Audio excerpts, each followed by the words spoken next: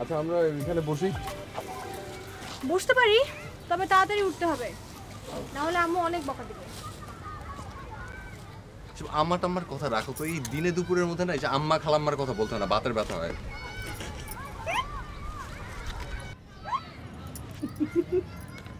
কি হাসছো কেন? কিছু না, মাঝে মাঝে আপনার কথা শুনলে মনে হয় কি আপনি একটা মূর্খ, আবার ঠিক একই সময় মনে হয় যে না আপনি মূর্খ না, আপনি সব জেনে মূর্খ সেজে বসে থাকেন। না আমি আসলে মূর্খ, দেখো না কথাবার্তা ভেবে টেবে বলি না। আচ্ছা, আপনি কবিতা লেখা ছেড়ে দিলেন কেন? পেপারে তো আপনার নাম দেখি না। দূর, কবিতা লেখা কি কোনো সুস্থ মানুষের কাজ নাকি? বিরক্ত লাগে, আমার ভালো লাগে না। কেন? ধরো আমি নিজে কোনো কিছুর পেছনে ধাওয়া করতে পারি, কিন্তু সেই জিনিসটা যখন আমার পেছনে ধাওয়া করবে তখন কিন্তু বিরক্ত লাগে। এবং লেখাটাকে ভালোবাসার জন্য কিন্তু লেখাটাকে ভুলে থাকা দরকার। এই জন্য চাই কি জানো, ভুলে থাকার জন্য চাই একটা চড়া কিছু ভালোবাসা। আচ্ছা, তার মানে আমি হচ্ছে আপনার লেখালেখি ভুলে থাকা সেই চড়া জিনিস।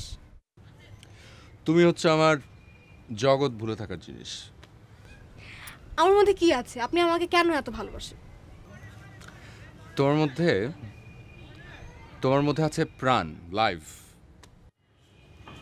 ছোট মোটো কথা বললে আমি কিভাবে বুঝবো?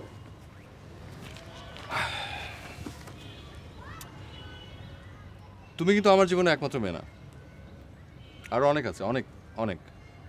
সবার সঙ্গে আমি পুতুল পুতুল খেলি, এবং পুতুল পুতুল খেলতে গিয়ে একটা পর্যায়ে গিয়ে বুঝি যে ওরা আসলে পুতুলই, রক্ত মাংসে করা, তরতাজা শরীরে কোনো প্রাণ নেই।